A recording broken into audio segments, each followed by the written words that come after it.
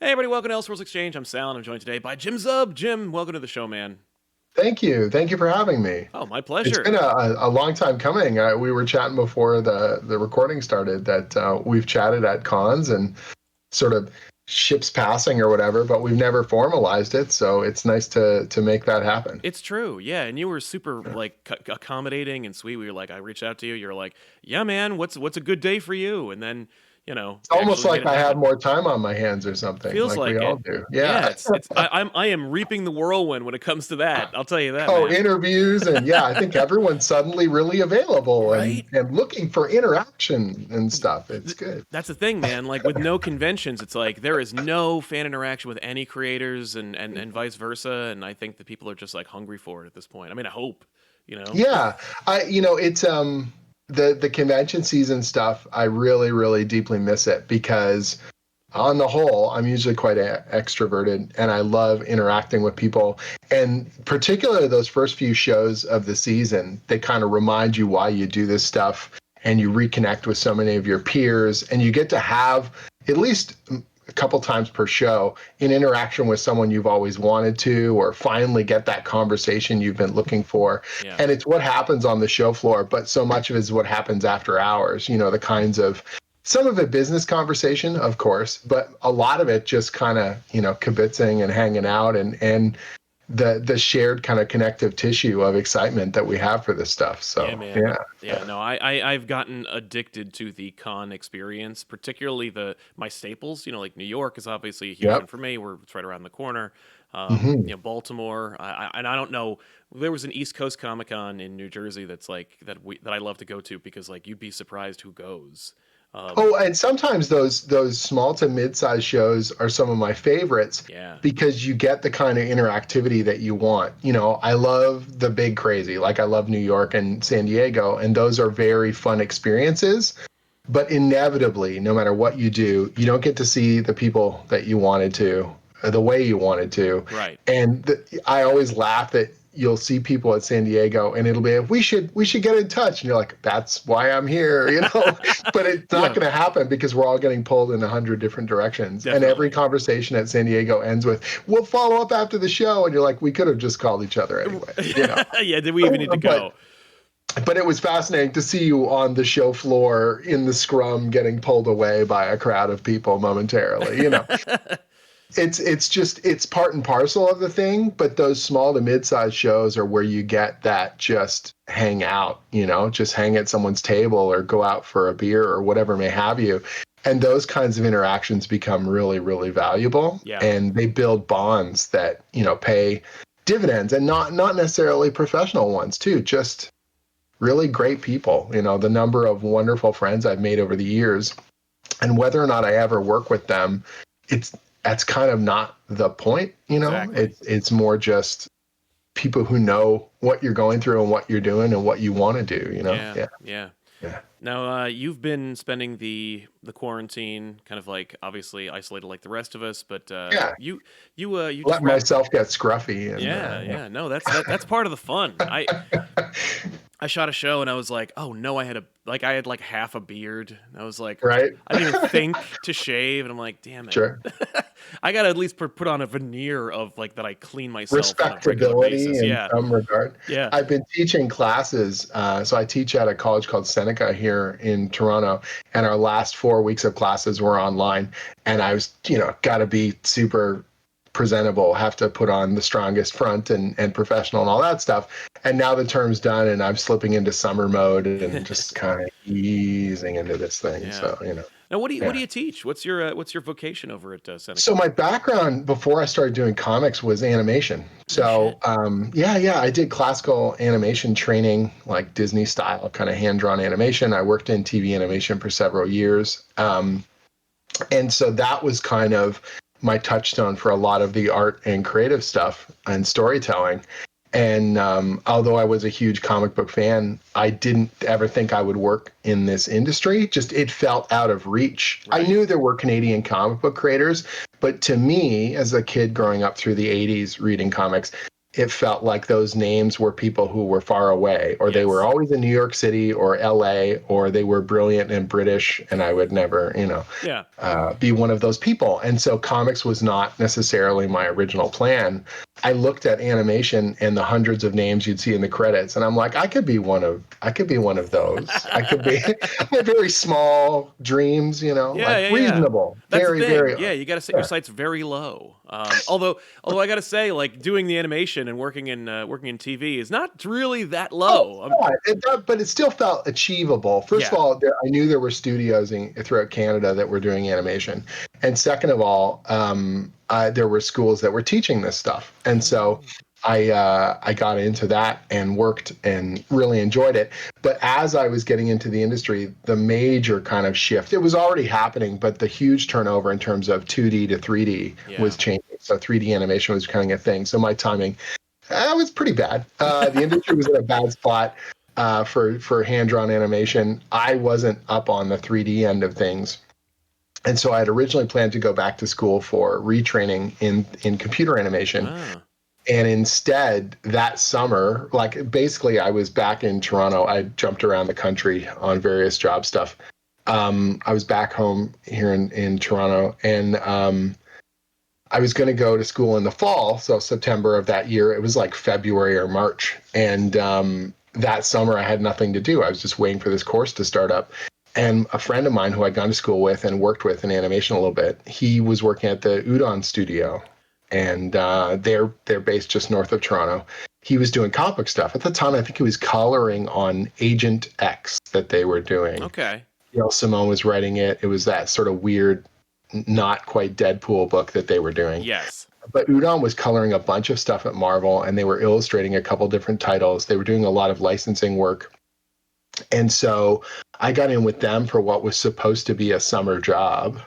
And instead, I didn't go back to school. And within like 6 to 8 months, I was helping project manage and art direct at the Udon studio. I was doing illustration and coloring and starting to go to conventions hardcore. And so I had been to a few conventions previously. I'd done some webcomic stuff and met some people in that space. But that was really where I got my inadvertently like my training in how the industry works on a networking level and a publishing level and all that kind of stuff. And so it's amazing to see where we start and then where we end up. First, like what our absolute dreams were. If you were like, hey, 8 years ago, what were your dreams? And it's like, right. You're achieving your truest dreams here now, but like back then, you'd be like, that's completely different from what I was planning on doing.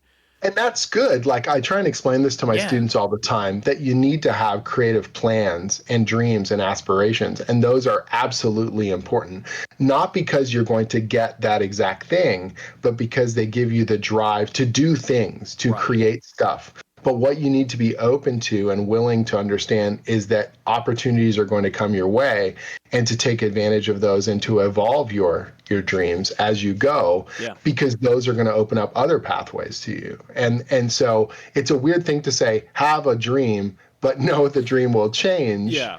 Not because I don't want you to have it, but because that's part and parcel of kind of creative momentum that you need to have as you work, It's giving voice to a thing that you kind of like subconsciously learn as you go, where it's like just literally like things are going to change, but like still have that dream in your mind, because you're right. It's about having the drive and pushing yourself to achieve it. And it's like you'd be surprised how many times the road bows or turns, and then you end up someplace else and end up inadvertently achieving in great places. That's the thing, yeah. And so for me, one of the things I didn't realize when I was younger was that I loved art and animation, and I loved comic books, and I loved, all this stuff. Yeah. But it was always the aspect of it that was most enjoyable, that was most engaging, that I could easily pour myself into, was the story. Yeah. So I didn't think of myself as a writer originally, but all these other tools, all these other outlets were story driven, and those were the parts that I wanted to do. And when I started working in the comic book space, when I started doing stuff with Udon, every time there was a story kind of element to what we were doing, if it wasn't just an art job that we were being given by a client, I could do that and I could be involved and help organize it. But what I really loved was the story part. And so the more art stuff I did, the more I was like, man, I'm really missing this key component. My enthusiasm is sort of waxing and waning depending on what we're doing. Right. But if there was a story, I was doubtless, I could always kind of dig in. And that would lead me to, the kind of training that I got at Udon about publishing, about scheduling, project management, budgets, really boring stuff that people don't think is, it's like you talk to artists and you say, don't forget to pay your taxes. And they're like, snooze. Yeah. But knowing that stuff is really important, Oh, And absolutely. so the project management stuff in particular, I was able to see what worked, what didn't, how to motivate people, how to organize budgets, how to build a project and carry it through to completion. So when I started doing my own creator-owned book in 2009 and then launching it in 2010, I had all that knowledge that I could bring to bear on my own stuff. Yeah. And that was so crucial. And that was stuff that I would have had to learn the hard way, if I had gone through, I guess, sort of the traditional route with it. Oh, yeah. And so it meant that I could deliver a professional product on time. It meant that I was giving publishers and clients the kind of stuff that I would have wanted, if I was managing a project. Yeah. And that's helped me a lot in my writing now, too, that when I'm working for Marvel or Dark Horse or DC or anybody, I've been an editor, I've been a project manager and an art director. I know what you want to see because that would make my life easier, Right. Yeah, absolutely. Yeah. No, it's funny, whenever you try to break into comics, and I'm just really talking to them, but like I'm saying, like when you're trying to break into comics, it's funny whenever anybody says like I want to get into comics, I want to do this. One of the things that I remember being told when I tried to break into the comic book industry at one point or another, they were like, you got to make your own book. You got to have your own book and then kind of like sell it that way, kind of like get in through that direction. And what I've learned from that is that it's like a very quick way to say you need to know how the industry works on every conceivable level so that you can produce the thing that we want you to produce the way that we know how it's done. Right. It's a proof of concept. You're literally saying, this is what I can do for you. You know what I mean? And in some cases, I think people don't realize how powerful a tool that is because so many people say they're going to make stuff and they don't make stuff. If you want to be an artist, you need a portfolio, and the portfolio you're showing a client says, I can produce this quality of work for you. And they're going to try and draw the straightest line between 2 points. Yes. So if you give them a bunch of crazy horror, creepy stuff, they're going to go, man, we got this horror property we want you to do a piece for. If you don't show them sequential pages, they won't think of you as a sequential artist. If you don't show them cover work, they're not going to think of you as a cover artist. Genre, whatever it might be, right? The reason why I launched Skull Kickers in 2010, and almost immediately, there's a good response to the series. I start getting thought of and getting approached about fantasy stuff is because it's a slam bam, sword and sorcery book. And that's great. That's something that I love. And I think that this is one of those things that people, it sounds obvious when you say it, but people who haven't gone through this stuff don't know any better. They are trying to create a book that they think a client wants, and they're like, is it something you're going to be passionate about, and showcase what your strengths are? Do you know what I mean? Oh, absolutely. Whether that's your art or your writing or whatever, because they're going to typecast you in that way, for better or for worse. You see it with actors, you see it with musicians all the time. People, you are setting an expectation with how you present yourself and what you present, Oh, yeah. And so if your portfolio is a bunch of half-finished pieces, no one's going to believe you can finish anything. Right. If your storytelling is strong, or if it's of a particular kind of genre or style, that's what people are going to want to see from you. Absolutely. And one of the most potent things you can do is to keep, even as you start getting professional work, keep bolstering and expanding out that view of what you're capable of. So even when I did this action comedy thing with Skull Kickers and I got some fantasy work and I was super happy to do it, I realized that I'd also typecast myself very much in that corner. When I did Wayward, that sort of said, oh, he still loves doing action, but he can do drama and he can do kind of teenagers and the kind of character ensemble stuff, that would help serve me really well and bridge me to do superhero work, Exactly. Yeah. And as a writer, it's funny because you're selling yourself as a writer, and when you go into the industry and you're like, I want to write, you throw a rock, you're gonna hit somebody who's like, I got a story for you. I know how to write, Sure. but you need to be able to prove that you can edit, work with other Hmm. artists, have quality control, have Your versatility. collaborative Yeah, you abilities and your communication is absolutely crucial. You know what I mean? exactly. And your flexibility. Yeah, Yeah. you can. I'm sure that like any publisher has like 1,000 writers in their Oh yeah. whatever the equivalent of a Rolodex is today. Yeah. But you need to set yourself apart by proving that you can produce on time, work with an artist, work with multiple artists. Hmm. You need to just be able to prove you can walk the walk, as opposed to like you can write a Absolutely. story. And every, even within, a company, a publisher, different editors have different ways that they enjoy working and different people they like working with. Yeah, And your ability to understand as quickly as possible what they want and why, and fit that mold, but also still be yourself. Like, they are hiring you to do what you do well, hopefully, and yeah, you've got to bring your ideas to the fore, but be willing to, collaborate and compromise. And that balancing act, it's like a weird thing where you build up kind of creative credit and then you spend it. You know what I mean? So right. there are projects and stories that I pitch now to editors that I wouldn't never have pitched when I started with them, but they trust me now, and we've built up relationships. And they, Yeah, if I tell you I can pull something off, I'm not just some random schmo who says that. And you're like, well, can you? You're like, well, I've done this for you for years. Let's go wild. Let's yeah, do something different and get that, confidence in the working relationships that you have. yeah. Well, and The maybe first, earlier you couldn't have even done yeah. it then. You needed Oh, to be able to put in the absolutely. work to get to that point where you could pitch a book that you're not necessarily like typecast in.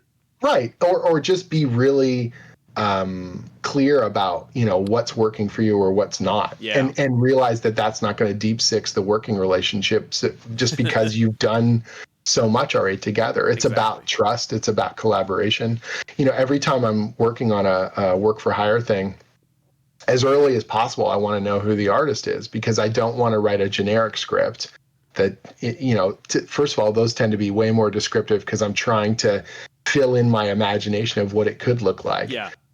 But if I know who's specifically doing it, I can reach out to them. We can get on a call, and I can get a sense of what they're most excited about this project or these characters. I do a lot of team books, and so it's like, which of the cast are you most pumped to draw?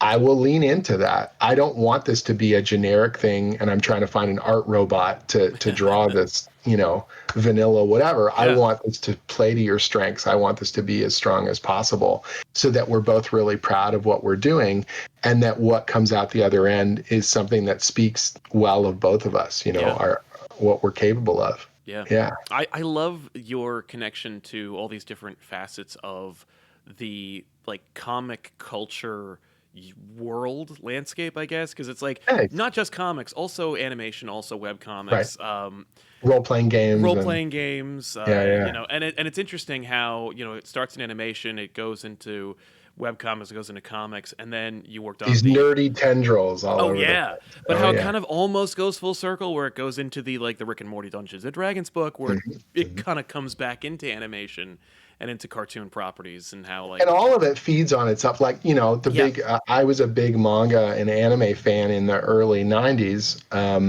before kind of like we're talking pre Ghost in the Shell kind of stuff. when it was called Um, Japanimation, yeah, that's right. And you'd get, to have one or two tapes at the store. And a lot of this was fan subtitled stuff that was being sent through mailing clubs, and university sci-fi clubs and stuff like that. yeah, And then to go to Japan multiple times, thanks to the work I was doing with Udon, to build up a relationship with someone like Stephen Cummings, and then we do Wayward together, yeah, years later. Like all these things come around in wheels. Growing up playing Dungeons and Dragons, and then eventually doing the official Dungeons and Dragons comic. Like, right, it's been such a nostalgic whirlpool for me of cool stuff. Um, Playing Street Fighter 2 in the arcade with my friends, or at the local fish and chips shop, lunch break in high school, and then working on Street Fighter stuff like yeah, that. is unreal to me. Like, it's surreal. And Right. growing up reading Conan the Barbarian and working on Conan now, like, it's very, my career feels like this strange Peter Pan kind of childish, wonderful thing. And I try so hard not to, I never want to take that for granted. Right. Like, I always want to hold that close. Yeah. And yet you also not be so precious that you're unprofessional or incapable of stretching yourself beyond those bounds, you know? Right, absolutely. Yeah. Or being so covetous of the material that you're like, well, Right. I got to make sure that nothing bad happens to Conan. Yeah, yeah. You know, that was something really early on when I first started doing Marvel monthly stuff with Thunderbolts. The first few months, I was super paranoid about continuity. I was like a freak. Like, I needed everything to work. Yeah. And I still am. I really love that aspect of the Marvel universe and shared universes in general. But I was terrified of I didn't want to make anything. I needed everything to be existing ingredients, because that made it real Marvel. Yes. You know what I mean? Yeah. And there was a point, I don't remember how many months in I was, and I was talking to Tom Brevoort, my editor, and we had a story problem, and he was like, well, just make a thing that does what you want it to do. And I was like, can I do that? And he goes, how do you think they made the Marvel universe? Like, what a fair thing to say. That's kind amazing. of the point, right? Yeah. And I was like, okay, I guess I'll do a thing. And we made a little thing. And the day the issue came out, those guys that run the Marvel wiki added it. And I was like, oh crap. Oh, I'm addicted to this now. Yeah. I gotta make stuff. Like, we gotta, you know, now I want to put bricks in the wall of the House of Ideas. Like, I want to be, you know, a part of that creative aspect of it. Yeah. You know? Oh yeah. Yeah, Well, and it's funny because, like, you can imagine. I remember a time when you reading Marvel comics and, like, everything was just the pre-existing material, and that's how you get kind of like unmemorable runs where it's just kind of like it all flows together. It's just like the status quo is maintained. Absolutely. It's when they decided to go off the beaten path and make something that you either get, well, and you get some of the best and maybe some of the most 90s, you know, where it's Absolutely. like all shoulder This is pads the thing. and skateboards. Like, but, you know, for me, when I was going back and I've been rereading a lot of my favorite runs of these books and looking at them through a different lens, obviously, like as a writer and a creator now, trying to figure out what that primordial element was. Like, why were these so great to me? And some of them don't hold up to scrutiny as well, but a lot of them do. Yeah. But for different reasons. You know, at the time I would just think something was cool. Right. But now I can look and go, man, that was really smart. That was really good. Yes. And why it grabbed my attention and continued to grab my attention. And a big part of it was that you felt like characters were moving forward and doing exciting and unexpected things that I needed to see what happened next. Yeah. And part of the problem with having characters now with the detritus of 60, 70, 80 years worth of history is the fear of, you know, that they're locked into a certain vision and they can't go places.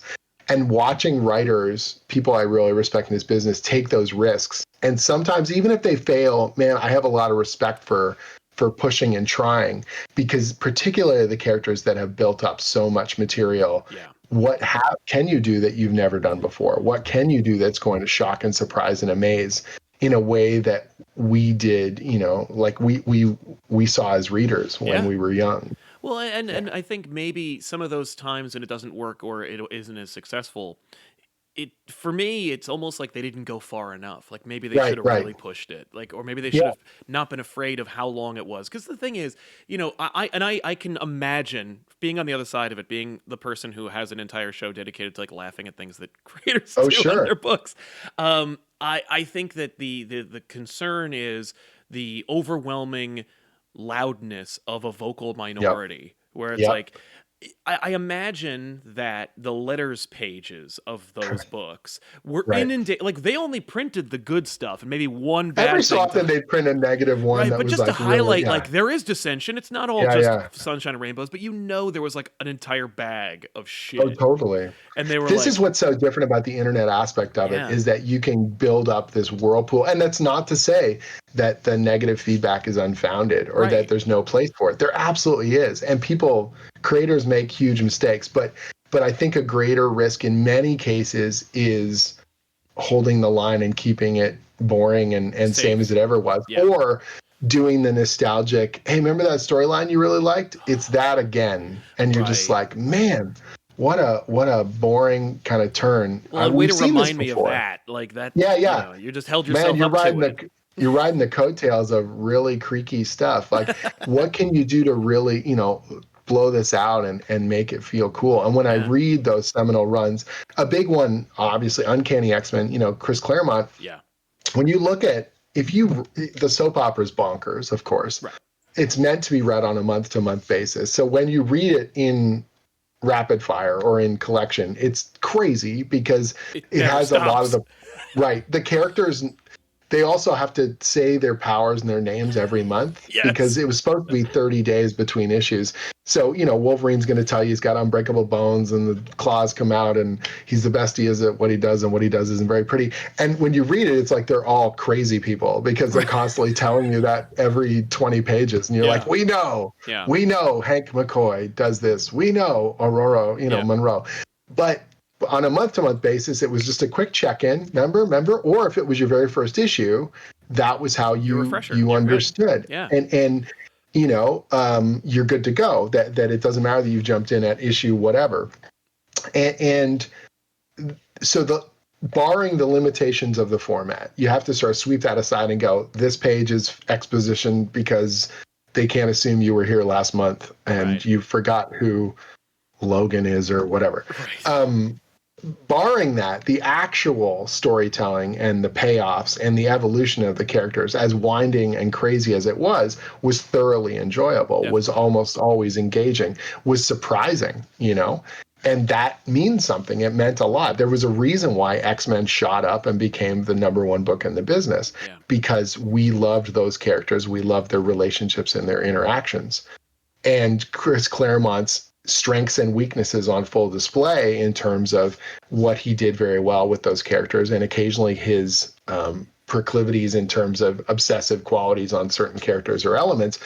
All that aside, I can laugh at that stuff, but be absolutely engaged still, Absolutely. You recognize the inherent value and can still unabashedly love it. And that's the thing about about recounting a story versus reading it and being part of it. Like you're in it and you're like, I love this. And then you try to explain it to somebody and they're like, that sounds completely ridiculous. And you're like, I mean, it is. Yeah. I mean, I know that if you're following the history of any one character and that strange who they're in love with and the evolution of their powers and the vocal tics and all that stuff. Right. But it's awesome. Yeah. And it is awesome. This 28-year-old man who's been around for 80 years. Like, it's going to be weird. It's going to be weird. And so for me, when I was working on a book like, Uncanny Avengers or Champions or Thunderbolts or whatever, I wanted it to feel like it had that quality to it. Not the quality of I'm going to endlessly tell you their powers every month or whatever, but that quality of, oh man, something crazy happened to so-and-so. I don't know how we're going to go back from that, or let's see what happens, push these characters until they break. And some of the readers really responded and said it felt like, some of their favorite old comics. And I think some new readers were put off because they were like, why are you being so mean to these characters? Like, why are you being cruel? And I was like, man, Claremont was cruel. Right. Like, John Byrne was cruel. Like Ann Nocenti was cruel to Daredevil. Like, let's dig in. Yeah. I want to prove that these characters are worthy of this stuff. In the earlier days, like, they'd kill them going like, they're not coming back. Like now you kind of like, I could probably hurt them so bad, but they'll be back. Like, I know that in the back of your mind, like, they're protected. Like, they're going to be okay. Right. They're not real. So we can come up we can come up with an ultimate resuscitator, or we can have their soul go into the body of somebody else. Like, we can fix it. But I don't know. I mean, people are very precious about the characters that they love and that they've invested in. And that's a great thing. Like, that passion drives the whole industry, right? And so on the one hand, I never want to act like that's not important or that it doesn't matter. But on the other hand, there's a part of you when you're working on this stuff and people are responding, a lot of positive, but the dissenting, anger sometimes. And you're like, like keep reading. Yeah, like hang Please. in there, and that's the thing is that I'm concerned that like the advent of the internet and the constant stream, like the constant ongoing online conversation that literally Mhm. has no stop. Like with a letter, Right, it ends, and then you just right, wait for the right. next one. With this, it's like the Twitter conversation, the forums, like the Reddit posts, like it all just keeps going, and so it's like you don't even have time to get to the climax before people are not only guessing where you're going to go with it. And it's like yeah, Sure. maybe if I have 1,000 people all guessing how it's going to end, someone's going to be right. Of course. And And they're going to be like, oh, it's all so obvious. right, And and you're it's just like, like wow, yeah, well maybe because you were basing your opinion off of the opinions of 800 other people who all were trying sure. we're all throwing something at the wall. But like maybe you're right, and maybe it's true that was going there, but maybe in this context of the story itself it was gonna be satisfying anyway. Right. Or if you sit back and you read the whole thing in collection, you Makes start to see a much stronger kind of build exactly. because you're no longer, but, and yet the month to month is kind of exciting in its own way. Yeah, Like there's definitely. so many different elements to it that you're trying to balance out, and people talk about writing for the trade.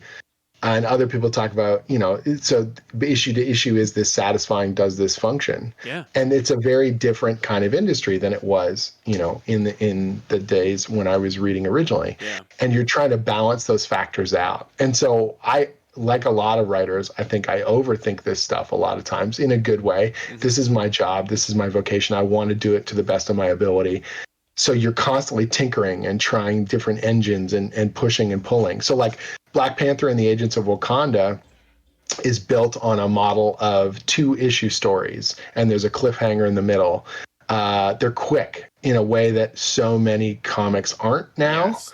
And that was by design. And so that means in 2 issues, if you don't like this mission, there's a new one. But if Yeah. you did, hopefully you'll like the next one. And some of our readers really love that because they don't know what every 2 issues we're getting this new kind of refresh, and it's got Yeah. this Mission Impossible kind of feel.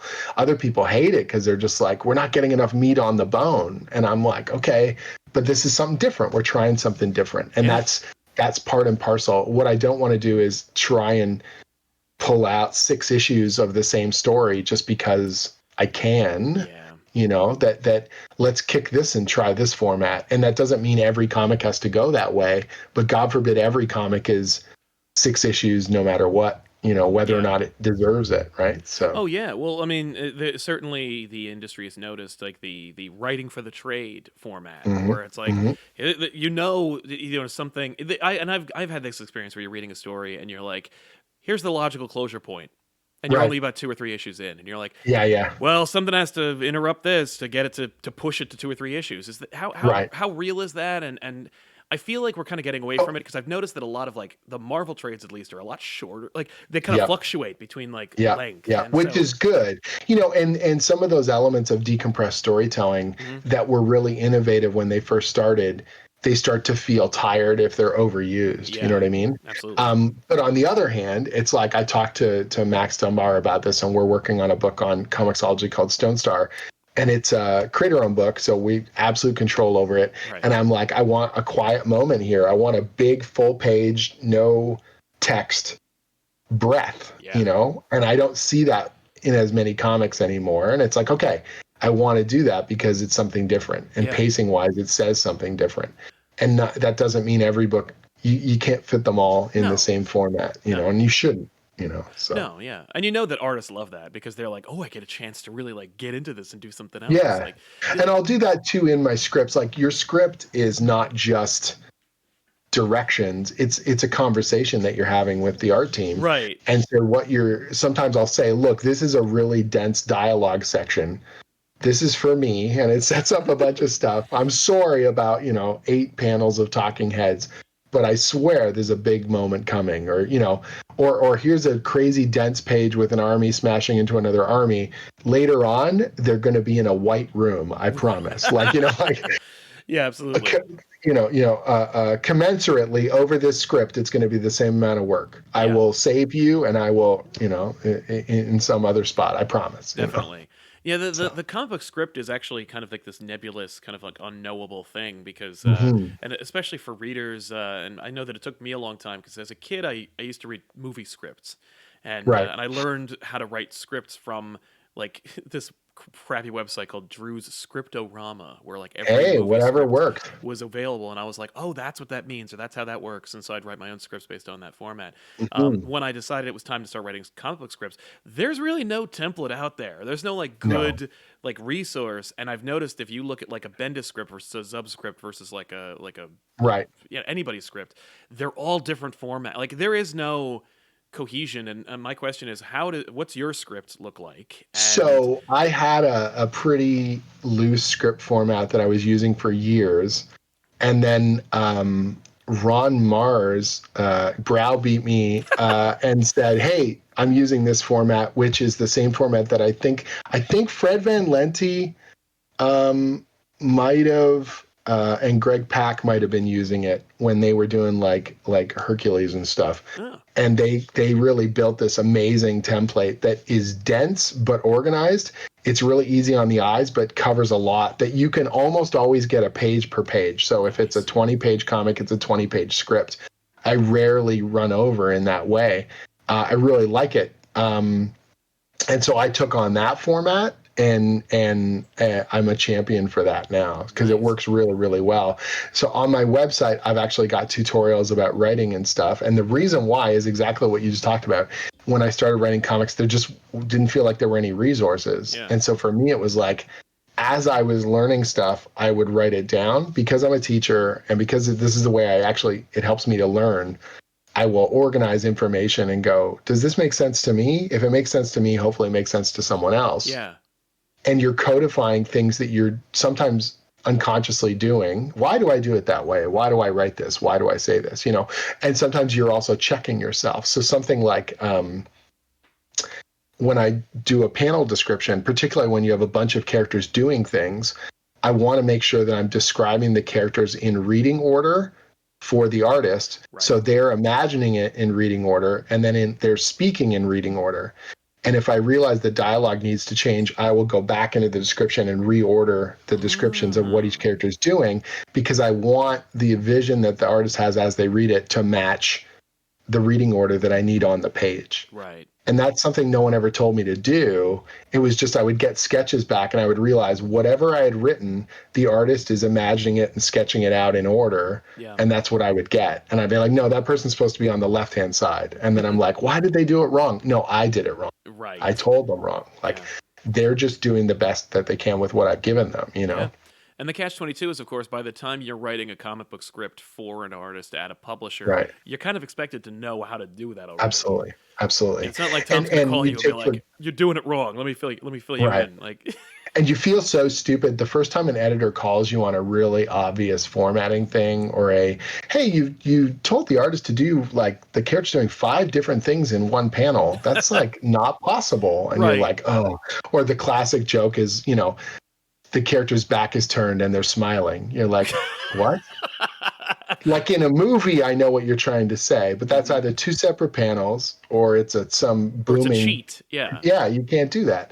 And just things like that you need to have a visual component to what you're doing. A lot of times as well, artists or writers will describe an expression or a thing that can't easily be visually shown. Yeah. And instead of saying, the classic writer mistake I'll see is people say, oh, they're really annoyed. And it's like an artist can figure out what that shorthand is, but it's even more useful to say what they're doing in terms of body language. Yes. You know what I mean? Like they're face palming, or they're, got their hand on their hip or something like that. Just give them some piece to work with, some visual bit of storytelling, instead of just saying, I see this in pitches all the time too. Someone will say, oh, this story is going to be scary. You're like, dude, if you have to tell me, then it's not. Like, if you can use descriptors that immediately make me think, ooh, this is scary, then you've achieved what you wanted without having to push the button. You know what I mean? Right. So, now, apropos of your writing and your the process and the scripting and everything like that, with books like No Surrender and No Road Home,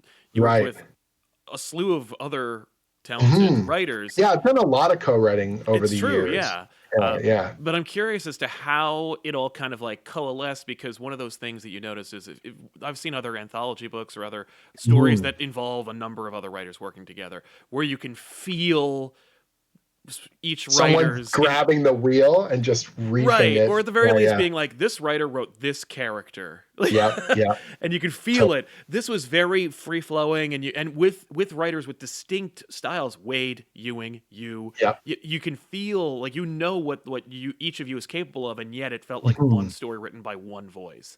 Yeah, thank you. We're super proud of that. And it was something that we didn't know how well we were all going to work together. And I'm so thankful that that came through. It was a really, really unique project, and then became two projects, really. Right.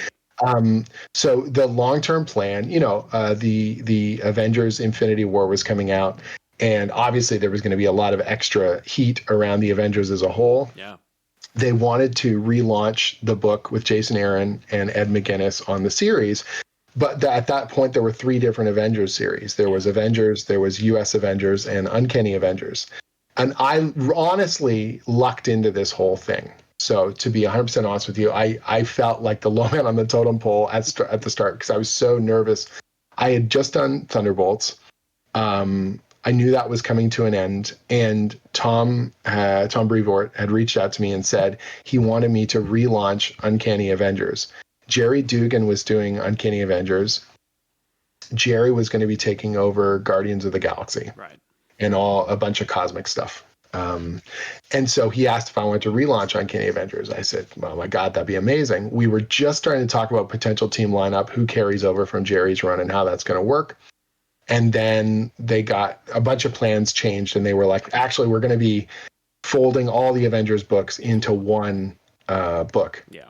Jerry's really crazy busy. There was a bunch of like a sickness in the family and stuff like that. He wasn't able to do Guardians and Uncanny. They're like, I can give you Uncanny, but you're literally going to get like 5 issues to sunset the series. Yeah. And I'm like, that's cool. Yeah. I'll do the Secret Empire issues and then sort of wrap it all up. Right. And that was originally supposed to be my assignment. So I just started planning out how that was going to work. And then Tom, God, less than a week later, I think he contacts me and he goes, okay, we want to make the end of those 3 series an event. And I was like, cool. And he goes, would you be willing to work with Mark and Al? And I was like, yeah, that would be phenomenal. That'd be a lot of fun. What does it entail? And he goes, we don't know yet. and the emails start flowing, and we're starting to figure stuff out. And they decide it's going to be a weekly. We're going to have somewhere between 12 and 18 issues. Yeah. But a weekly, like there's going to be a ton of work. And then they decide we're going to fly in and all meet in person and do a summit just for this event. That's awesome. And so I'm thinking, man, Uncanny Avengers isn't even my book. Right. I am the least experienced writer on this crew. It's going to be Tom Brevoort, Al Ewing, Mark Waid, and I sitting in a room, potentially Axel Alonso popping in and out. And I got to hold my own. How's this going to work? I was terrified. I was so excited and terrified at the same time.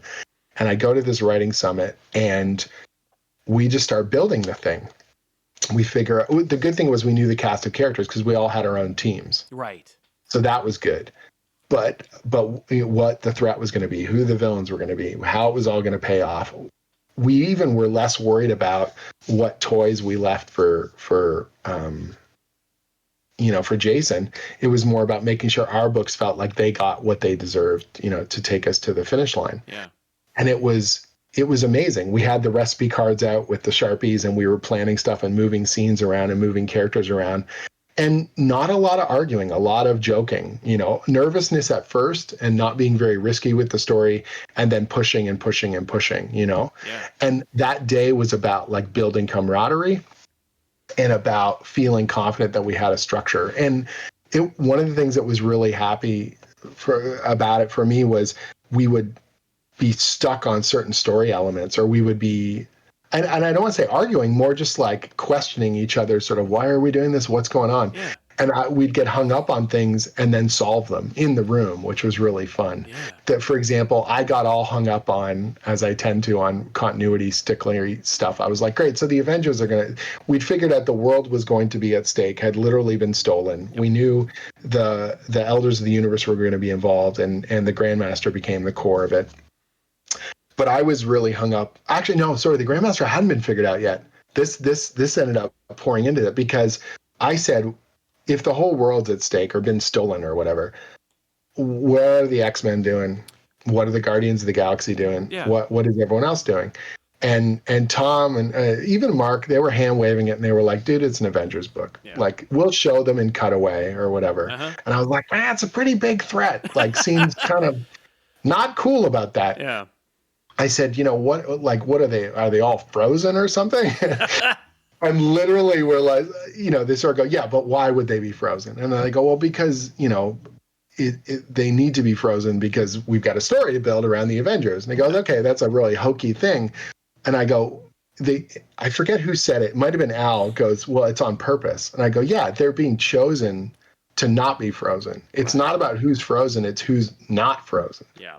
And it's because the Avengers need to be unfrozen. And I don't remember who at the table said the Grandmaster. And I go, right, it's a game. There are rules, but we don't know what the rules are, and we're going to unfold them as we go. See, that's amazing because that makes perfect narrative sense, and I love how organically it was weaved in.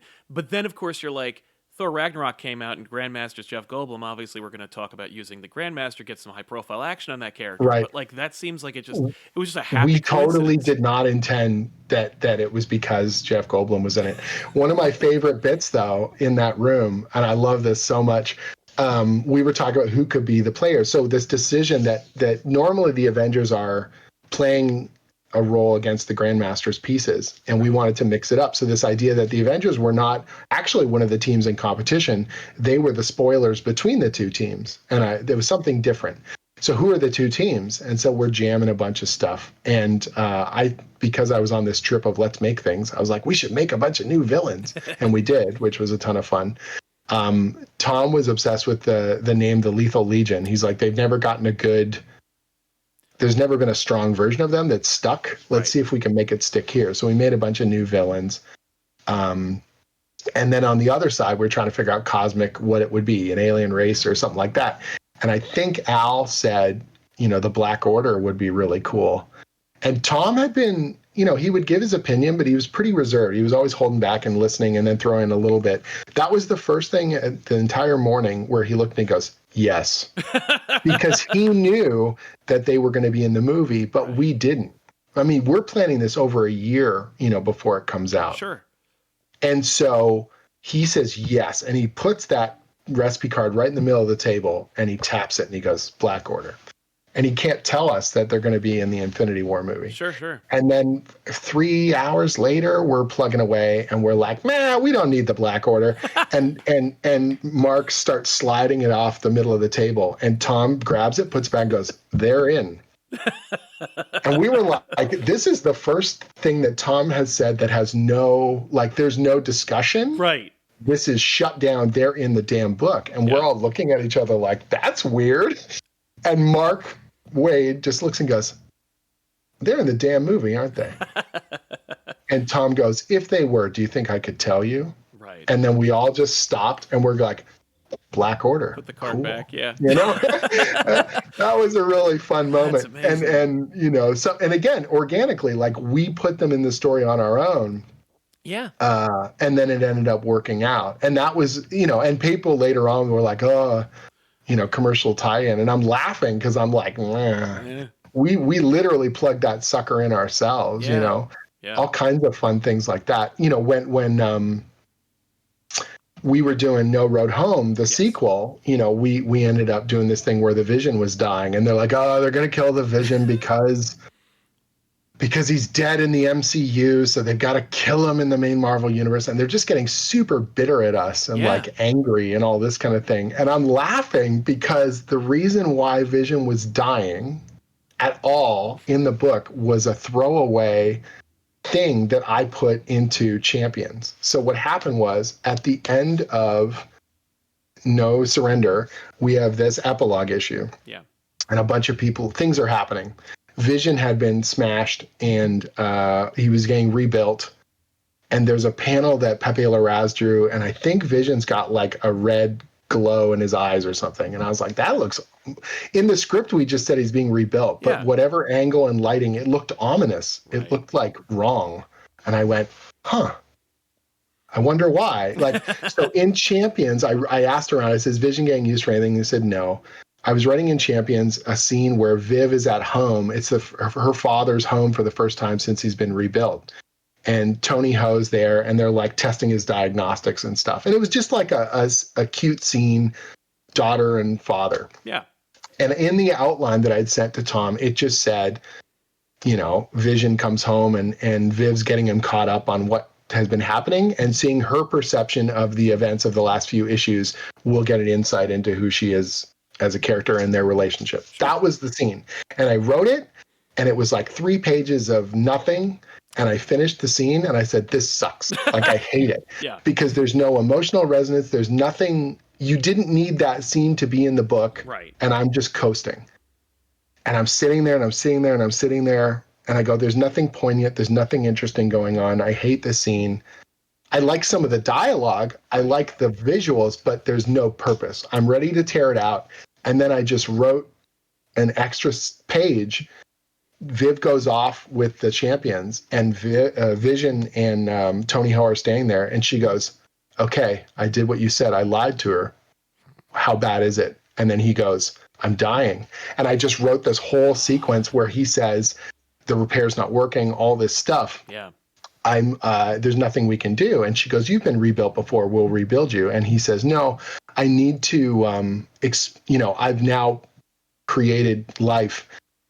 In order for her to mature, I need to die, just like parents do with their, the next generation. Yeah. And I wrote that whole thing, and I just I really like this. Yeah. Is Vision going to die? I don't know. I'll just send it in the script and see if it gets approved. Right. And Tom comes back and goes, this is a really cool scene. I'm like, thanks. And he goes, where are we going to follow this up? I'm like, I have no idea. And then when we were building No Road Home, we were like, okay, we got a piece with Vision. And then Al had this idea. I mean, we're doing spoilers all over the place now. Right. You read No Road Home? Yeah. Yeah. So it's so funny. Both No Surrender and No Road Home have these amazing story turns that kind of almost happen the same way. So the night before, we fly into New York, and we all went out for dinner, Mark and Al and I. And we said originally we weren't going to talk shop, and of course we talk shop. Yeah. Mark's feeling weird and tired. He goes to bed. Al is jet lagged but can't go to sleep. So he's like, let's go grab another beer. I'm like, all right. So we go out for maybe multiple beers. And then Al basically tells me how much he loves the Hulk and lays out what will be the Immortal Hulk. And this core concept, some stuff that still hasn't been revealed. It's unbelievable. I'm totally staggered by it. And he's like, Al's got the best voice in comics. Yes. You know, Jim, if we're in the room tomorrow and I can pitch it, if you could give me some, support in there. I'm like, I'm nobody. No one cares. I'm the low man on the totem pole. I'm the replacement Jerry Dugan. I shouldn't even be here. Like, what the hell? And he, no. And the next day, lo and behold, there's a moment he gets to pitch it. The whole room is kind of knocked out, and they do it. Yeah. Hulk's in the book and all this stuff. And so we go out for dinner the night before. We're going to do the story planning for what will eventually be called No Road Home. There's no title for it yet. We don't know what's going to happen. And I had this thing that I had been rolling around in my head, big cosmic thing, about the House of Ideas, that the House of Ideas was above reality, and it informed a bunch of stuff that happened in the Marvel Universe. And I wanted to pitch it. And so we're out for drinks after dinner, and I'm a little tipsy, and I'm like, okay, guys. And I just threw this. I said, maybe this isn't the place we do it, but I've got this idea about this thing. Is this a thing? Could this be I'm talking to Mark Waid, Captain Continuity. Could this be a thing? And Mark's and I tell them this bonkers idea, and Mark just stops and he goes, don't pitch that in the morning. It'll get shut down because it's too out there. But when we've got really good momentum, I'll tee it up and then you just go. And I'm thinking Mark Waid's going to tee me up in the room to pitch the existence, Yeah, this whole new thing. This metatextual concept of the Marvel Universe. Yeah. Okay, here we go. Lo and behold, we're in the middle of this crazy story meeting. CB is there through most of it because he's now the editor-in-chief. Right. And we're going. It's early afternoon, and someone, Tom or CB, says, "This is all cool. What's it leading to?" And Al goes, "Oh, it's a story about stories, right? Greek legends and all this stuff." And then Mark goes, "Jim knows exactly what this is leading to." And I was like, okay, guys. And I do this crazy pitch out of the House of Ideas and all this stuff. And everyone stops and I'm like, did that work? Are they down? Right. And CB goes, it's the 80th anniversary of Marvel. Right. And I was like, oh yeah. And everyone goes, done. And we were just like, holy crap. Yeah. It was such a cool feeling to know we were going to be doing that. And then Al brings up the fact, he goes, well, Vision is a reflection of the Human Torch, who's the first character. We'll take him back to Flame and And I'm just like, whoa, it all works. And it's like, so this weird random page that I wrote in Champions that Vision is dying suddenly feels like a masterstroke of planning a year in advance or whatever. Right. And I'm just like, it's too good. Like, you can't bottle this stuff. It's too exciting. It's too fun. Yeah. No, writing and story is all very organic, and I think that's kind of the genius of Tom's desire to put you guys in a room as opposed to making it like a Zoom meeting or an email chain. Right. Because you type a thing, you leave it, you change it, you walk away from it. You're in a room. Misinterpret people's text. Like when I read a sentence, even when we were working on the story, people would, sometimes you're in the middle of stuff and you write a really quick little response. Yeah. But because it's so short and terse, someone's like, oh, they're pissed. It's like, no, I'm just doing it from my phone. Like, right, exactly. That's why it looked like I didn't give a damn.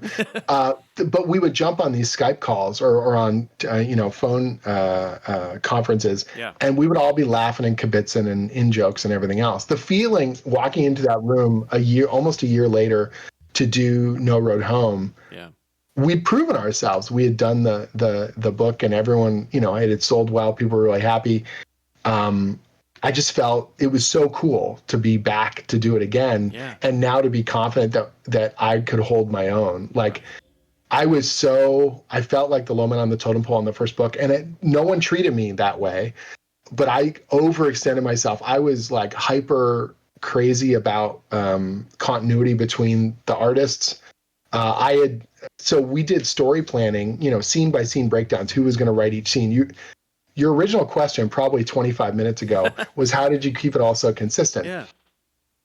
We didn't have one writer do an issue. We would do scene by scene breakdowns, who was writing particular scenes.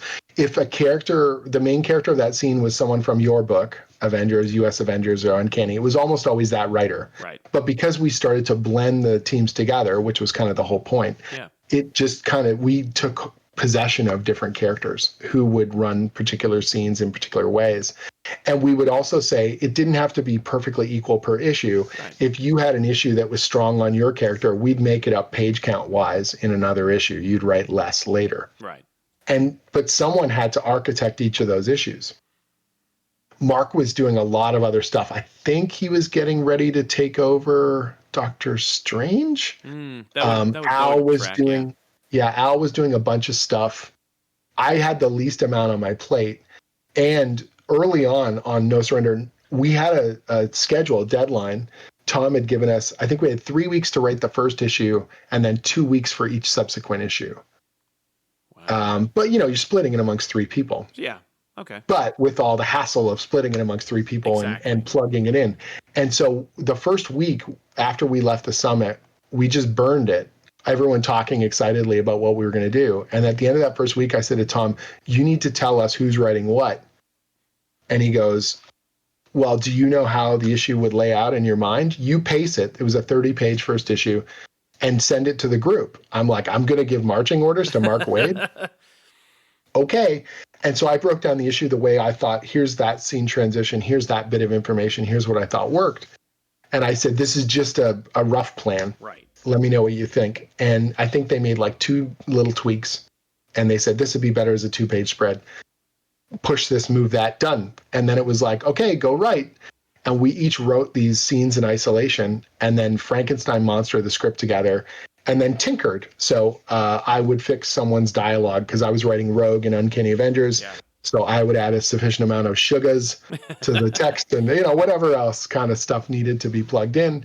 And everyone, we were all kind of checking each other's dialogue and the way characters were using their powers. But otherwise, it was like, that's your scene, you know, hey, maybe we should push that piece of dialogue, or I think that's a more poignant piece of dialogue. Can we put it somewhere better? Yeah. But most of it was just that little bit of tweaking to massage out the transitions. And it felt like all of us were involved, and all of us were plugged into why scenes were happening and where they were fitting together. So over those 16 issues, I paced out 13 of them. And that was me like carrying water because I felt like I didn't belong. Yeah. Like I needed to prove that I should be there. You know what I mean? Right.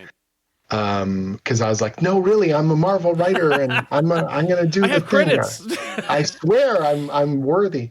And it was really helpful because I think everyone else was busier, and it became a thing where they were like, okay, Jim's gonna, you know, it's like Al paced out the Hulk issue, the big Hulk issue, understandably. Naturally. And I think Mark plotted out a couple of the issues in the middle there.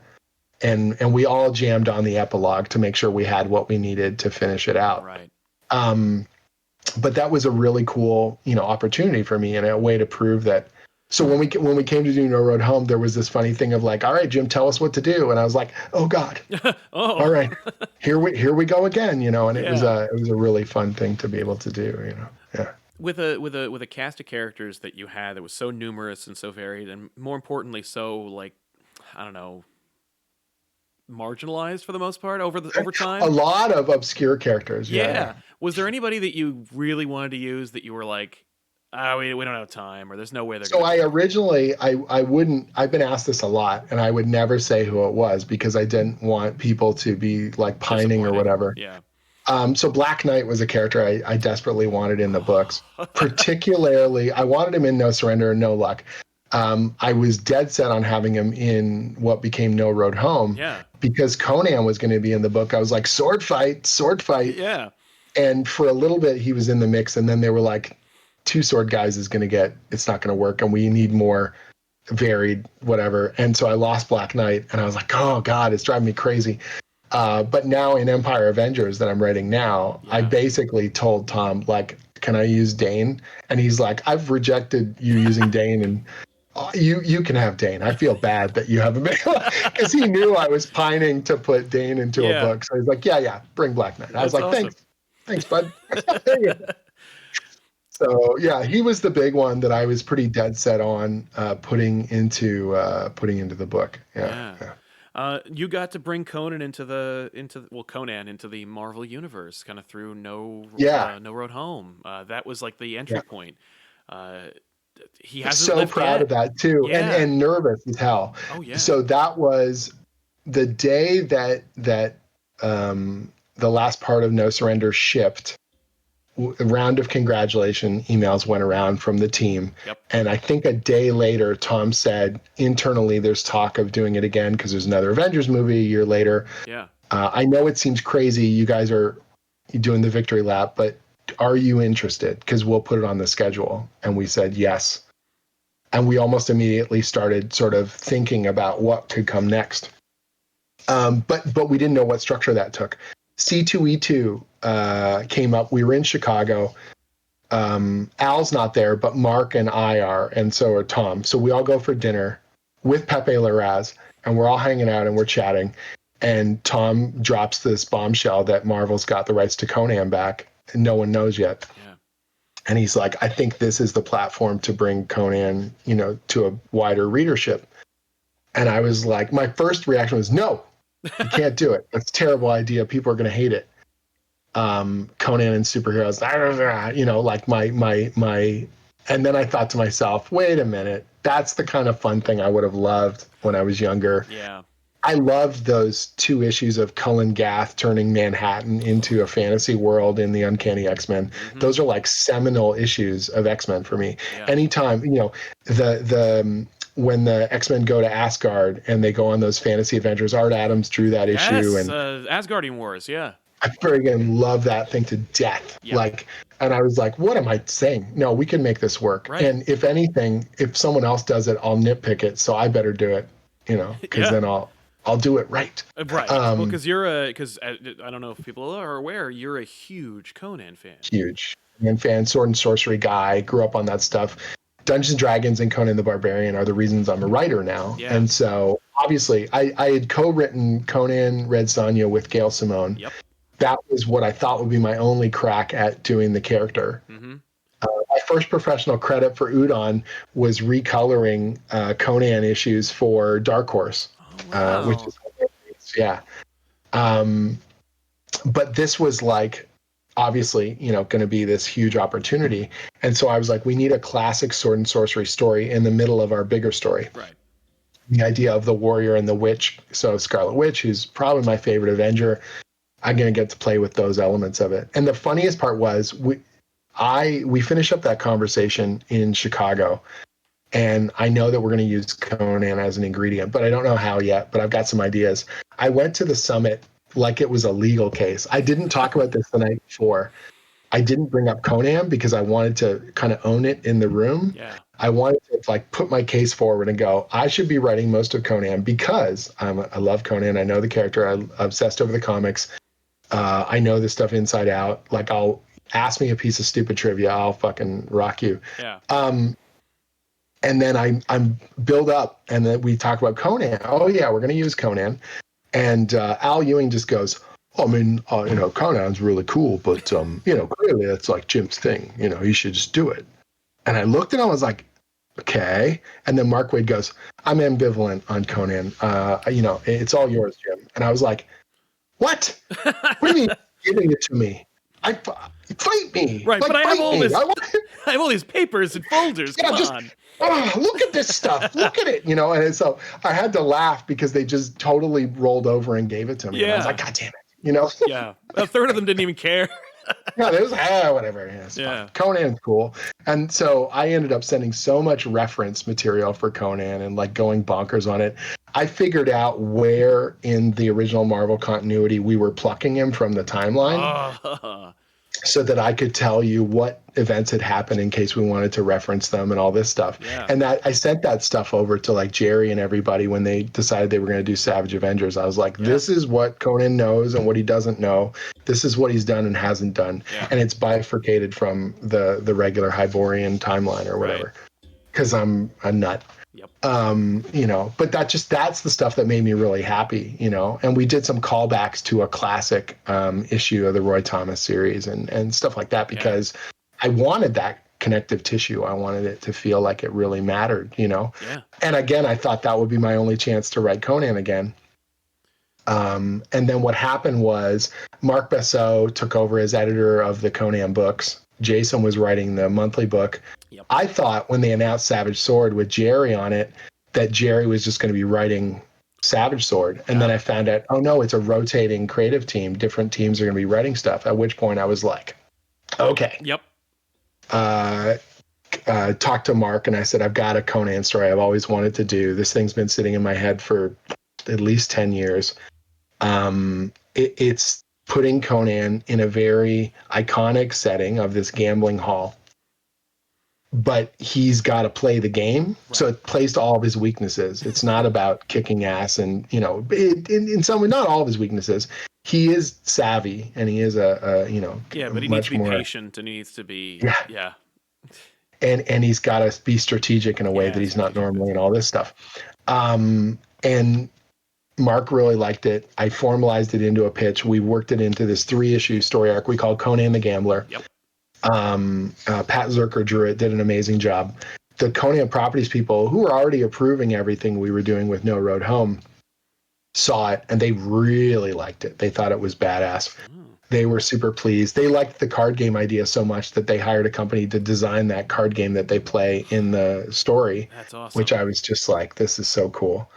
And I didn't know in the background they were negotiating with Marvel was negotiating with Conan Properties to get a bunch of the other characters, Solomon Kane and Dark Agnes and all this stuff. So because of Conan the Gambler, that became like my audition for more Robert E. Howard stuff. Yeah. So they said, "Do you know these characters? Are you interested? We want to bring those to a wider audience. We feel like an event would be the best way to do that." And I said, "What Robert E. Howard characters are in play?" And we went down this huge list of characters. And one of the characters on that list was a character named James Allison. Yeah. Who is ludicrously obscure. Right. I think there's only like 3 full James Allison stories and a bunch of fragments. But I love this one story called, something of the Worm, Valley of the Worm. And it's got this really creepy kind of thing to it. And I said, what if we use James Allison as the connective tissue? Because he's one of the earliest literary meta characters. He is a writer who is dying in a bed in rural Texas in the 30s, and Robert E. Howard was this depressed writer living in rural Texas who had suicidal tendencies, all this sort of stuff. And James Allison thinks that at first he thinks he's dreaming, and then he realizes his dreams are past lives, that he's plugged into this parade of heroes from across the ages, and he remembers their stuff viscerally and distinctly. And I was like, well, there you go. Now you can connect, France to the Hyborian Age, to all these different eras in a way that makes sense. And then the idea came up, well, what if we plug it into the modern Marvel universe? What character would be most appropriate? And then we struck on Moon Knight. And then I found out Jason was going to be using Moon Knight for a big story in the Avengers. So how could I tee up some of that? It all just kind of organically grew out. Yeah, definitely. That came up with the Serpent War. Right, that was Serpent War. Yeah. I think the first pitch for that was called Kingdom of the Worm or something. And we had a bunch of these pieces, and this idea of making a new kind of elder evil in the Marvel universe, something on the level of Shumagorath or Chthon or any of that stuff. Yeah. And I get to make an elder evil of the Marvel universe, man. What the hell? Yeah. So it was such a fun project to put together, such a crazy thing. And I handed in the first script of Serpent War. And again, I didn't know behind the scenes stuff was going on. Jason was going to be wrapping up his run on Conan, the monthly book. And they called me up and said, "You're our first choice to take over." And I was so excited and terrified, because that's like bucket list character, bucket list opportunity. Yeah. And I felt like when I did The Gambler, I'd said what I wanted to say about Conan, and I could sort of drop the mic and go, "That's a Conan story." Yeah. And now I got to do that every month. And I was like, oh, time to shit or get off the pot. This is the real deal. Yeah. This is what you've always wanted. Don't let go now. Grab the wheel. And that's sort of been, the experience that I'm on now, is trying to make the most of this opportunity and tell really cool, seminal sword and sorcery stories that feel like the best qualities of the things I grew up on, Yeah. Now, my question, apropos of Conan and the Marvel Universe, is Set a Conan god? So, because Marvel was pulling from so many different pieces of literary stuff, mythological stuff with Thor and all those sorts of things, I don't think Set was specifically taken from Conan originally. I'm pretty sure it's just there happens to be shared material there. Right. And in whether they've said it expressly or not, I made it pretty explicit that the Set of the Hyborian Age is an interdimensional creature that exists everywhere and anywhen, And one of the things we play in Serpent War is this idea that time does not affect the worm or Set in the same way, that they are seeing stuff simultaneously happening in multiple ages over multiple dimensions. Yeah. So yes, it's the same Set as far as I'm concerned, and the way I treat it in the way I'm writing. Yeah. Which I think makes the character feel really cool and potent and interesting. Yeah. But it means that we get a clear tether to the Hyborian Age, even though the monthly Conan book does not cross over, into the Marvel expressly. universe. Yeah. And that's been really important to me. Some people don't like what we did in No Road Home, and they don't like, the Marvel stuff invading the Hyborian Age. Right. And I'm a purist about Conan the Barbarian, the monthly book. Yes. I feel like it needs to stand on its own. If we do little callbacks or cute things, that's one thing. But if it's expressly saying, like Thor should never show up in Conan the Barbarian. Right. Savage Avengers, all bets are off, because that's the fun place you experiment. Yep. You know what I mean? Mm-hmm. That's what it's built for. That Battle for the Serpent Crown book that Saladin's doing, like, have fun with it, man. Like, that the character is bigger than, in the same way that Batman can meet Judge Dredd and fight the Predator. Right. These characters are bigger than, just the one story, and it doesn't bring them down to play, right? But just because Conan is a Marvel character technically doesn't mean that he's going to be in the Marvel universe in his main book. Right. The main book is sort of like airlocked out. It's the Hyborian Age, and it's cool sword and sorcery adventure. You know what I mean? And that's its place and purpose. Right. So you're not going to see a crossover. I would never do that kind of thing in the main monthly book. Right. Yeah. He's not going to be winking and nodding and grabbing a laser gun or something. Yeah, Spider-Man's not going to show up in an arc. It's and but again, I think it's totally cool when people do that stuff. I have nothing against it. Like, I sent Jerry a message and I said, Conan 2099 was so much fun. So good. Right? And I actually said I'm jealous because I never would have done it, because it's so audacious. Yeah. My Robert E. Howard fandom wouldn't have let me do it. Right. I would have put too many checks and balances on myself to do it. Yeah. And he just went for the gusto, and I was like, damn it, man. Like, that's one of the things about getting those bucket list characters. Like, I have a lot of respect for writers who get those dream projects and really, torque it, like do something wild. Yeah. Dan Slott on Spider-Man, I love that book. He did the book for 10 years? 10 years. I think there were 300, something like that. Yeah. More of those issues are great than are not. Yes. And even when something didn't work, they were audacious in a way that felt very appropriate to Spider-Man, or pushing out into areas that people hadn't done before. Yeah. And on a character that well established, the most published character at Marvel, to still be risking and doing, I felt like was super cool. Definitely. And that's one of those things where it's like, I think I love Spider-Man as much as he does, but I respect the shit out of him because he's like, because he's not afraid. Nope. Nope. And that fearless quality is where you get those seminal storylines. That was the thing I was referring to, where I'm like, Parker Industries, right? Like, I was like, it's crazy. I almost wish I wasn't like into that, but I was like, but I'm like, do it all. Like, do it. Do it. Do it. It actually, it hurts that he has it and then loses it so quickly. Like, you should have that should have been like over a year. Yeah, but the readership now, like the exact thing we were talking about with the online fandom, they get into it and they get so angry so quick, they ramp up so fast. Yes. Like, I totally understand the backlash that Secret Empire got. Oh, yeah. But on the other hand, you're sort of like, man, if you just held it on, like if you just held in there. People were talking about Captain America for the first time in the comics in a long time. And that audacious quality, I know it's problematic and it's a huge mess. But particularly as someone who's behind the scenes and saw a lot of the work that Nick had been doing on that book to set it up and to tee it up and to pay it off, I was like, man, whew, like it's wild stuff. You don't get that Hail Hydra moment in Endgame without Secret Empire. Exactly. When we relaunched Champions, I was terrified that we were going to fall off the radar. Yeah. And so that's why I did the crazy Mephisto storyline, because I wanted people to get angry and be like, "What? You can't do that with the book."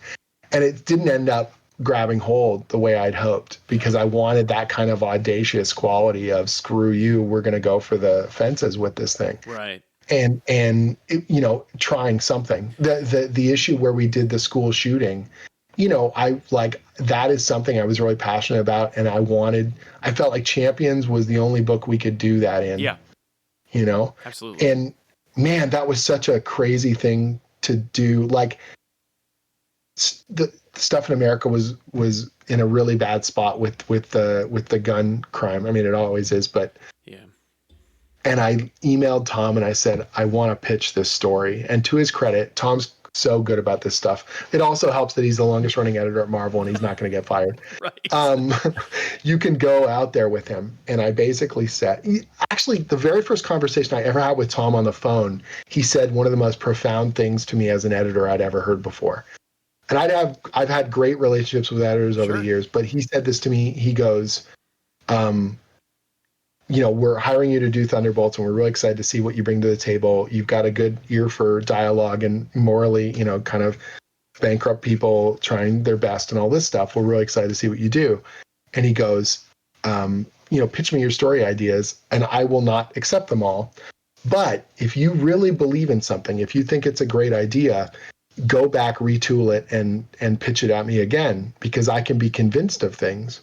And I was like, okay. Most editors tell you I'm the law, or they're basically like, look, this is a big corporate machine. We have to do what's going to get approved. Try stuff out, but understand you can only go so far. Yeah. And I literally, the very first conversation is him saying, shoot for the fences. And he said, Ed Brubaker brought me this idea called the Winter Soldier, and I absolutely hated it. I hated it, and I angrily fought against it for a long time, until Ed slowly but surely built his case and made the right story that was undeniably great. Yeah. At which point I started championing it up through editorial, because I realized it was worth doing. And he goes, if it's worth doing, then it's worth fighting for. Right. And so don't be afraid to fight with me. But your job as a communicator and a storyteller is to convince the reader and convince me this is the right way to go.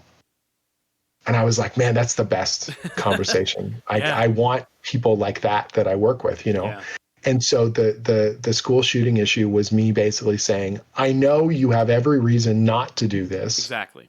But that's why I want to pitch it. And Tom said, this will probably not happen, but you should write it up. Yeah. And convince me, because then I can fight for it. And that book went under the most insane amount of scrutiny of anything I've ever worked on, understandably. And we were told literally by everyone at Marvel, sales, distribution, everybody, they basically said, if a school shooting happens the week before or the week of release, the book will get pulled. You have to be prepared for that. You have to be prepared. This book, we could get it all done. Everyone gets paid. We've solicited it. That is no guarantee it will be released. Right. And I was just like, okay, we're going to do it. We're going to do it. And we went through the flaming hoops, and the email threads I got from Disney people, from Marvel people, like, I'm just like, whoa, man, that was the week that they, my Twitter identity got whatever approved, or what do they call it? Verified, because they were like, if someone tries to hack your account, we've got, or something, it could go crazy. We don't know. And I was just like, oh, man, here we go. This is scary stuff, but cool and exciting. And the fact that we were able to do that and carry it through to completion, I give so much credit to everyone at Marvel, because they had every reason not to do the issue. Totally. At New York that year, we did the Marvel party, and I finished up, and we were all tired and happy, whatever. And I'm walking down the street, and I realize I'm standing at the crosswalk with Dan Buckley, the president of Marvel. Yeah. And I look over and I go, hi, Dan, I don't think you know me. And he goes, yeah, I do. You're Jim Zub. And I was just like, oh. And I go, I want to thank you so much, because I saw you on the email chains fighting for this issue that we put together. And you had every reason corporately not to, and you stuck with it, and we made something really special, and I'm super proud of it. And he goes, that's why we do it. That's why we're here. We make cool stories, and we want to empower our creators. And he goes, keep doing stuff like that, and I'm happy to be in your corner. And I was just like, man, these are amazing times, like incredible. Yeah. Yeah. Yeah. Wow. Well, Jim, I think we should probably wrap it up. I don't know. Rambling up. No. This is all gold, and I'm very happy to be part of it. It's more like, hey, let's tease the next time. I mean, like, listen, totally. I would love to have you back on. We got to keep it going. Thank you. There's so much we didn't even get a chance to talk about, but that's for next time. So, ladies and gentlemen, please. But Jim, what's next, and where can they find you? Sure.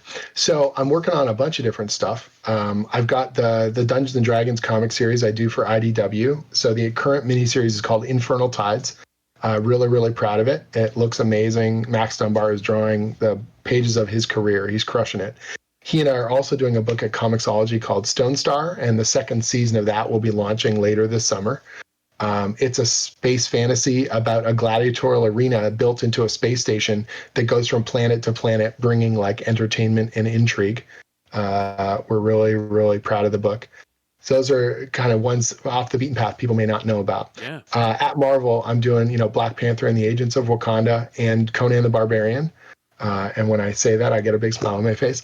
I'm also doing, so during Empire, Agents of Wakanda is called Invasion of Wakanda. So it's a special thing that ties into the big Empire event. Cool. I'm doing the Empire Avengers tie-in as part of that event as well. Trying to think of other stuff that I can talk about. Right. I think that's everything that's above the board right now. So awesome. It's lots of cool stuff I'm really proud of, and so thankful I get to make these stories. Yeah, and I think this is the week when this episode comes out that new books will be available again. So awesome. We'll be back to basics, so to speak. Sweet. We can actually read your books again. Amazing. I think it's a great time to catch up on all sorts of great series. So if you haven't been reading Conan the Barbarian, we've got a real good jumping on point with issue 13. Yep. But just in general, it's a wonderful time to sort of binge out and discover all sorts of cool new books. Yeah, the Conan lineup has been incredible. Like the amount of care and effort that has gone in to Conan from every creative member of that team and from Marvel is like unexpectedly awesome. The love that everyone has from editorial through to each of the artists that we're working with, you can feel it. Yeah. Everyone loves the character. He's a seminal part of literature. It sounds corny to say, and yet the life of that character has been extended and expanded so much because of the comics. Yeah. There are infinitely more comic stories than there are written stories for Conan. And so the character is the bedrock of what makes it, I think, so popular in the public sphere is the movie, but also the comics. Definitely. And so being a part of that is huge. One other thing I just realized, if you've never seen my Patreon before, on there I actually have the first volume of Skull Kickers and Wayward in PDF for free, no DRM, nothing. I put it online very early in kind of the pandemic stuff as just like, hey, do you need some extra reading material? If you haven't read some of my creator-owned stuff, there's 2 free volumes you can dive in and enjoy. Go to my Patreon page. It's probably like 3 or 4 posts down from the top right now. Snag them, share them with other people. Read comics and share comics. That's kind of the thing. You can find that in the link in the description below this video. It's the first one. It's patreon.com/JimsUp. Sweet. So yeah, thanks a lot for having us. We'll see you guys next time. Thanks so much, Jim. And thank you. Can't wait to have you again. We'll see you guys next week. Thanks a lot for watching.